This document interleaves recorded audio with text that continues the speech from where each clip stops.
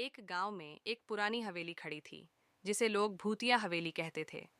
वहां कोई भी रात बिताने की हिम्मत नहीं करता था।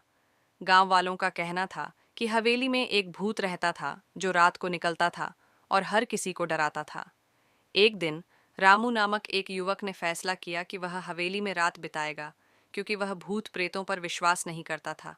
उसने सोचा, ये सब बस अफवाहें हैं। रात के समय रामू हवेली में गया और एक कमरे में सोने के लिए लेट गया। अचानक उसे किसी की हल्की सी आवाज आई। कौन है? उसने घबराकर पूछा।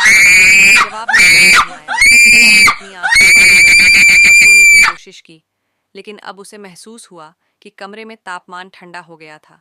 उसके सामने एक धुंधली आकृति दिखाई दी जो धीरे धीरे उसकी तरफ बढ़ रही थी। रामू डर के बजाय गुस्से में बोला, तुम मुझे डराना चाहते हो? लेकिन वह आकृति और पास आ गई। अब वह एक भूतनी बन चुकी थी जिसका चेहरा डरावना था और उसकी आंखों से खून बह रहा था।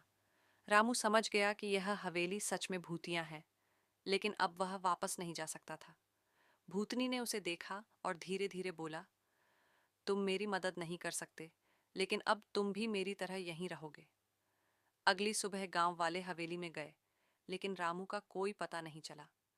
अब वह हवेली और भी डरावनी लगने लगी थी, और उस दिन के बाद से गांव वाले भी उस हवेली के पास नहीं जाते थे।